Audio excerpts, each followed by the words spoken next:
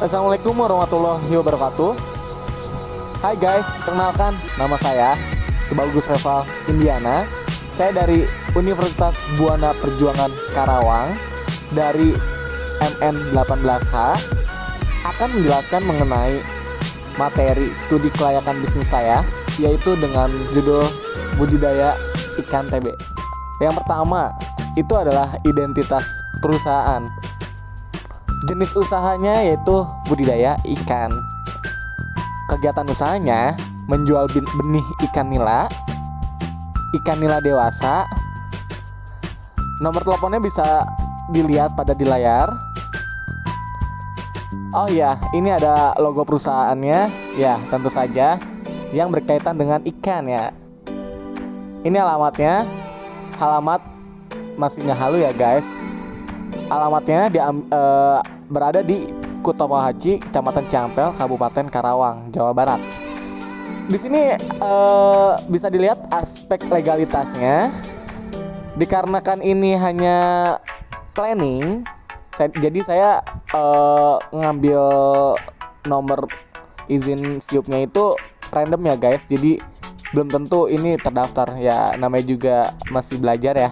Bisa dilihat izin usaha atau siup, izin lokasi atau situ, izin perusahaan atau TDP, dan yang terakhir adalah NPWP. Ini dalam mendirikan suatu usaha harus ada 4 aspek ini ya guys. Ada aspek manajemennya.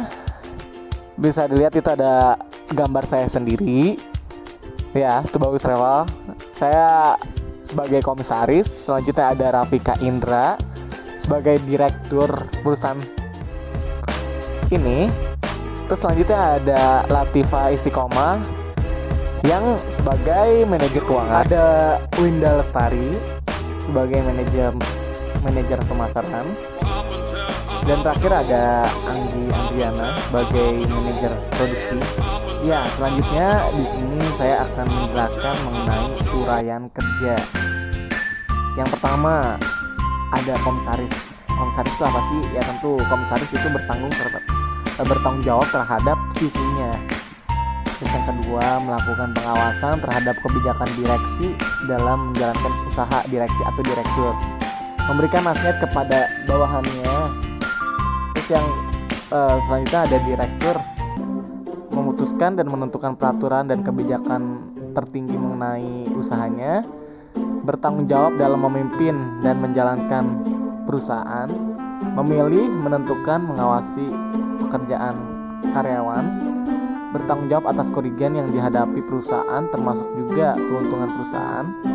Merencanakan serta mengembangkan sumber-sumber pendapatan dan pembelanjaan kekayaan perusahaan. Menetapkan strategis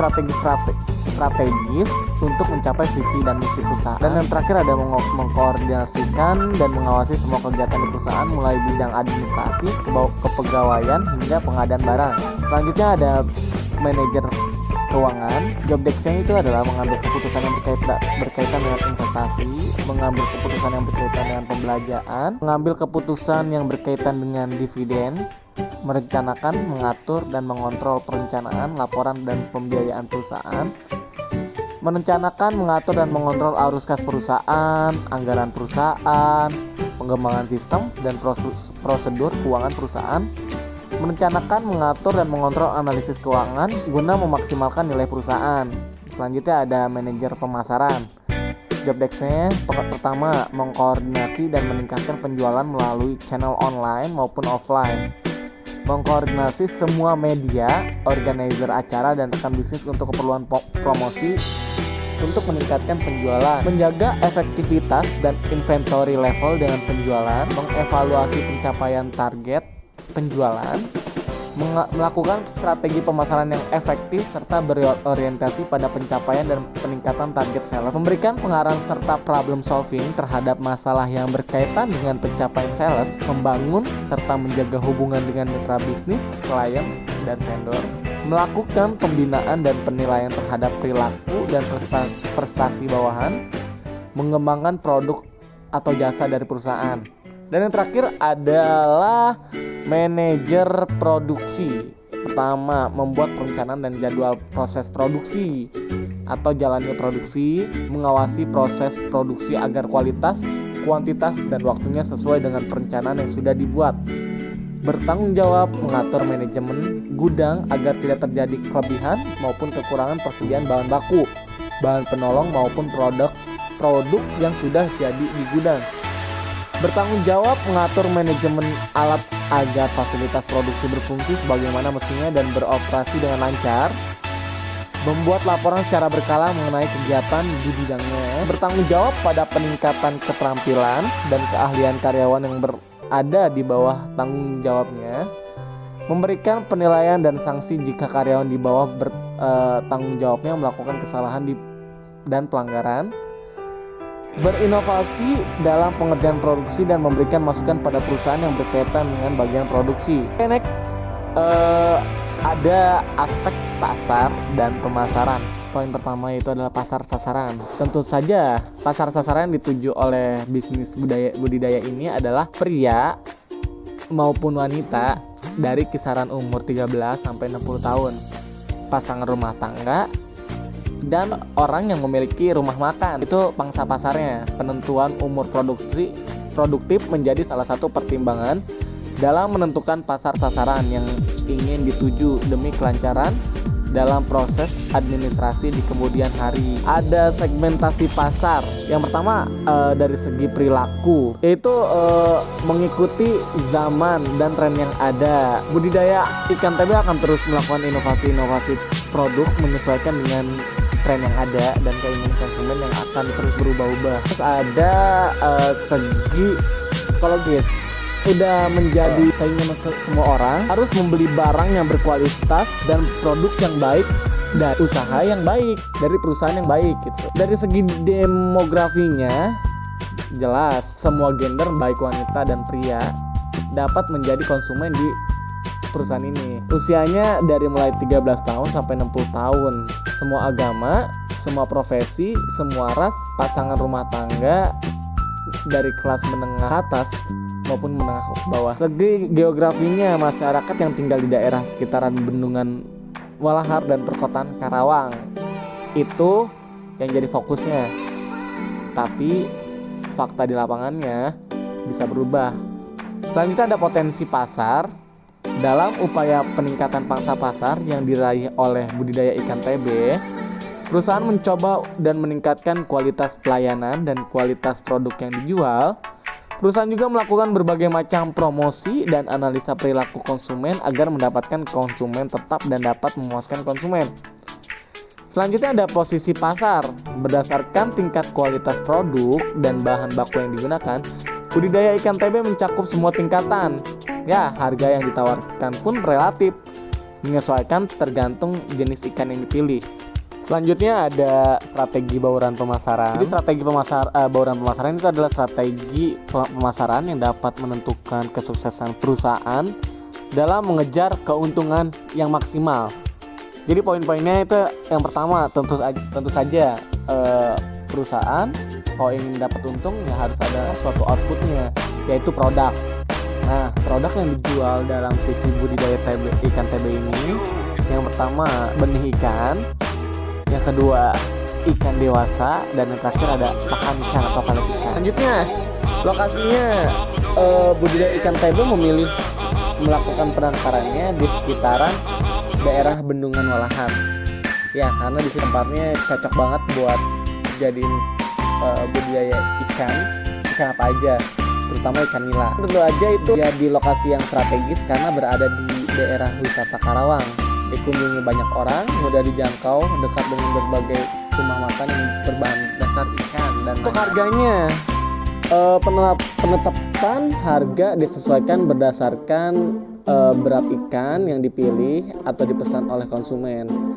Harga yang ditawarkan pun berkisar antara Rp13.465 sampai Rp20.000 per kilogramnya, sesuai kualitas ikan, usia ikan, dan berat yang diinginkan. Dan harga ini belum termasuk potongan harga yang diberikan perusahaan. Poin selanjutnya ada promosi. Nah, di promosi ini ada 3 poin juga. Yang pertama ada promosi penjualan. Itu aja dalam promosi ini Perusahaan memberikan potongan harga jika konsumen membeli lebih dari 10 kilogram ikan beserta pakannya. Pemasaran interaktif. Dalam pemasaran interaktif, budidaya ikan TB juga menggunakan komunikasi pemasaran interaktif dengan menggunakan berbagai macam media online seperti Facebook, Instagram, dan website. Yang terakhir ada pemasaran dari mulut ke mulut. Budidaya ikan TB bukanlah sebuah bisnis budidaya ikan yang besar karena seringnya muncul pada iklan di televisi, melainkan salah satu lembaga yang namanya besar karena proses pemasaran dari mulut ke mulut. Budidaya ikan TB dapat memberikan pelayanan jasa yang memuaskan konsumen sehingga konsumen satu dengan yang lainnya bisa saling menyebarkan informasi mengenai produk yang kami jual. Aspek selanjutnya yaitu ada aspek teknis dan produksi. Yang pertama, cakupan produksinya. Untuk mendapatkan kualitas produk budidaya ikan yang bagus, maka pemilihan jenis pakan menjadi salah satu yang harus diperhatikan. Karena seperti yang kita tahu bahwa ada berbagai jenis pakan seperti cacing, Azolla pinnata, Lemna sp, dan Wolffia. Selain pemilihan pakan yang berkualitas, hal lain yang harus diperhatikan adalah cara merawat ikan dari mulai telur, benih, hingga dewasa dan penempatan pada kolam yang sesuai tentunya. Maka dari itu dipilihlah orang-orang yang berpengalaman di bidangnya untuk menghindari loss quality control atau produk yang gagal atau cacat. Selanjutnya ada kebutuhan produksi. Pertama itu adalah lokasi. Dilihat pada tabel yang ada di gambar ini, dari semua poin-poinnya, dari mulai pasar, bahan baku, transportasi, tenaga kerja, dan lainnya, itu yang mendapatkan jumlah terbesar adalah di wilayah Walahar. Oleh karena itu, CVTB, budidaya ikan TB, membangun usahanya di sekitaran wilayah tersebut. CV budidaya ikan TB membeli sebuah bangunan berjenis rumah yang luasnya 200 meter persegi awalnya.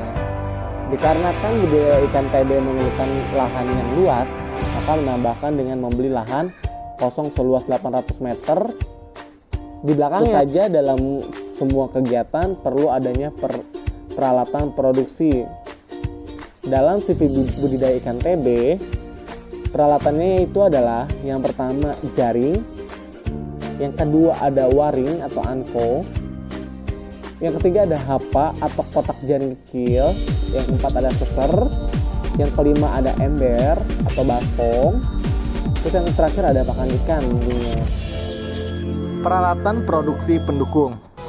Yang pertama pupuk urea atau SP, yang kedua pisau, yang ketiga sambit, yang keempat cangkul. Selanjutnya ada penyediaan bahan baku. Untuk mendapatkan berbagai macam jenis ikan yang berkualitas, perusahaan budidaya ikan TB bekerja sama dengan berbagai pengusaha jaring yang memiliki pengrajin jaring yang besar dan bagus. Selanjutnya kita masuk ke proses produksi. Bisa dilihat pada gambar tabel ini ada beberapa flow chart atau alur produksi budidaya nila. Yang pertama ada pematangan gonad. Pematangan gonad adalah tahap tertentu perkembangan gonad sebelum dan sesudah memijah. Gonad sendiri adalah organ reproduksi yang menghasilkan sel kelamin yang mempertemukan sel sperma dengan sel telur dari induk ikan. Kita bisa lihat setelah pematangan gonad masuk ke pemijahan. Nah, pemijahan sendiri adalah perkawinan. Jadi induk ikan dengan ikan jantan dipertemukan pada kolam ini. Selanjutnya ada pengambilan larva. Bisa kita lihat pengambilan larva ini balik lagi ke pematangan gonad untuk proses selanjutnya untuk dikembangbiakan lagi. Selanjutnya setelah pengambilan larva, di sini ada persiapan kolam pendederan. Nah, kolam pendederan sendiri berfungsi untuk membesarkan larva atau benih ikan. Persiapannya sendiri mencakup pengeringan, pemupukan dengan pupuk urea tadi, pengisian air, dan penumbuhan plankton untuk makannya larva ikan tersebut. Selanjutnya masuk ke pendederan pertama, itu 1 bulan. larva sekitaran 3-5 cm. Lanjut ke pendederan kedua 1 bulan juga, dari 3-5 cm sampai dengan 5-8 cm ukurannya.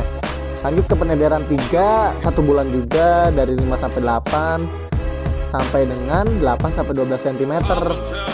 Nah, dalam ini pendederan 1, 2, dan 3 sudah bisa melakukan panen apabila konsumen ingin membeli benih ikannya. Selanjutnya masuk ke pembesaran. 1 itu 80 hari maksimal. Terus pembesaran kedua. Lalu setelah pembesaran kedua, ikan bisa dipanen dan bisa dipasarkan. Masuk ke siklus produksi. Bisa dilihat ada beberapa tahapan dalam siklus ini. Yang pertama ada pengurasan kolam, yang kedua ada proses budidaya. Yang sebelumnya yang saya jelaskan itu adalah proses budidayanya ya, flowchart.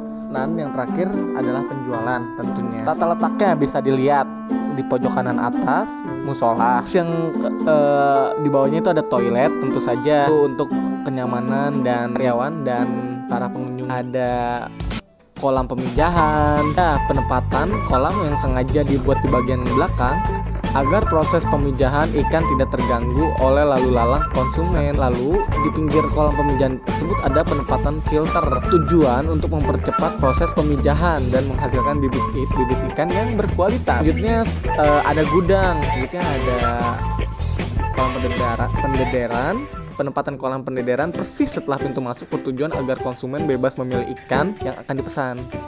Selanjutnya ada kasir. Kasir berada tepat di dalam ruang penjualan untuk memudahkan konsumen melakukan transaksi pembayaran dan bisa langsung mengangkut barang yang sudah dibeli. Selanjutnya ada kebutuhan modal. Bisa kita lihat pada ini tabel berapa jumlah modal yang dibutuhkan untuk membangun CV budidaya ikan tadi ini. Yang pertama ada lahan sebesar 500 juta, bangunan sebesar 200 juta, kendaraan 25 juta, bahan baku 25 juta, peralatan 20 juta, dan biaya tak terduga lainnya 10 juta. Total modalnya yaitu 780 juta. Kita masuk ke aspek finansial. Nah, dari mulai kebutuhan modal tersebut bisa langsung menghitung biaya kebutuhan investasinya. Biaya kebutuhan investasi itu ada 2. Yang pertama biaya pra-investasi, dan yang kedua ada biaya aktiva. Total investasinya 780 juta. Lanjut ada biaya operasional. Bisa kita lihat ada biaya bahan baku. Terus yang kedua ada biaya tenaga kerja, biaya kasir untuk bagian pemasaran, kurir barang, ada biaya listrik dan air. Bisa dilihat ada uraiannya. Investasi yaitu sebesar 780 juta rupiah. Kita bisa langsung menghitung penyusutannya, yaitu dengan rumus investasi dikurangi dengan modal kerja dibagi umur ekonomis. Bisa kita lihat hasilnya adalah 76 juta rupiah. Selanjutnya ada arus kas, tabel kas selama umur ekonomis. Bisa kita lihat di sini ada nomor 1 sampai 5, tahunnya 2020 sampai 2024. Dikarenakan ini adalah senilai 76 juta, kita langsung masukin dipangkas 3 nolnya itu jadi 76.000 di penyusutannya agar lebih mudah dalam perhitungannya. Bisa dilihat diskon faktor DF-nya sebesar 20%. PV kas bersihnya 143,112. Totalnya adalah 923.360. Jika saya akan menjelaskan mengenai ARR atau Average Rate of Return. ARR sendiri adalah suatu metode analisis yang mengukur besarnya tingkat pendapatan. Bisa kita lihat rumus-rumus pada gambar ini.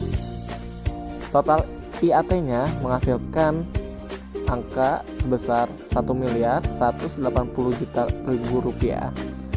Rata-rata IAT-nya menghasilkan 236 juta rupiah. Rata-rata investasinya menghasilkan 390 juta. ARR-nya mendapatkan hasil 60,5%.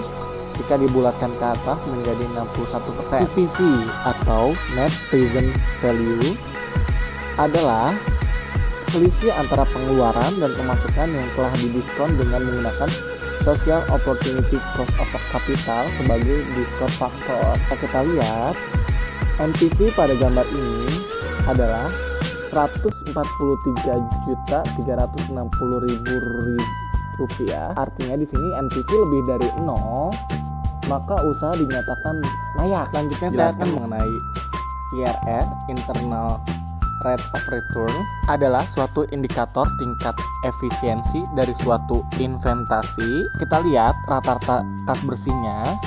Jika diakumulasikan, hasilkan total 316 juta. Perkiraan PP adalah 2,568. Dalam tabel A2 tahun kelima diketahui yang terdekat dengan angka 2,568 adalah 2,583 adalah 27%. Secara subjektif, tiap diskon kita dikurangi 2% menjadi 25%, sehingga NPV-nya dapat dilihat dalam tabel berikut ini. Bisa kita lihat total PV kas bersihnya adalah 830 120. Bisa kita lihat perhitungan NPV dengan DF 26%. Total PV kas bersihnya adalah 146, maka nilai NPV-nya keseluruhan adalah 809.156.000 dikurang 780 juta adalah 29.156.000. Selanjutnya saya akan menjelaskan mengenai Profitability Index. PI adalah teknik penganggaran modal untuk mengevaluasi proyek-proyek investasi untuk kelangsungan hidup atau probabilitas perusahaan. Bisa kita lihat rumus yang digunakan untuk mencari PI sebagai berikut. Dan penghitungan PI menghasilkan nilai sebesar 1,18 kali dibulatkan menjadi 1,2 kali, maka kesimpulannya adalah PI lebih besar dari 1, maka diterima dengan baik. Dan terakhir, saya akan menjelaskan mengenai kesimpulan. Dari penjelasan sebelumnya, bisa ditarik kesimpulan pada tabel ini. Ada 5 poin. Yang pertama, payback period atau PP. Hasil pengukurannya ada 3 tahun 0 bulan dan menghasilkan keterangan dengan baik. IRR sebesar 61% baik.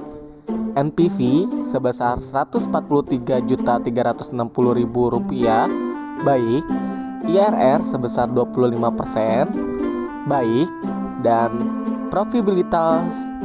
Profitability Index sebesar 1,2 kali baik. Berdasarkan beberapa aspek yang telah dikaji, usaha budidaya ikan TB sudah termasuk dalam kategori perusahaan yang layak untuk dijalankan. Perusahaan ini sudah memiliki legalitas hukum yang sah dan sesuai dengan aturan. Selain itu, dalam segi teknis produksi, perusahaan juga sudah sangat rapi, dan juga dilihat dari segi keuangan, perusahaan ini memiliki keuntungan yang cukup besar. Akan tetapi, dalam segi pemasaran perlu adanya saran dari konsumen agar perusahaan dapat terus melakukan continue improvement. Sekian dari saya, Tubagus Reval Indiana, dalam menjelaskan studi kelayakan bisnis mengenai CV budidaya ikan TB selesai. Terima kasih atas perhatian kalian. Saya tutup. Wassalamualaikum warahmatullahi wabarakatuh.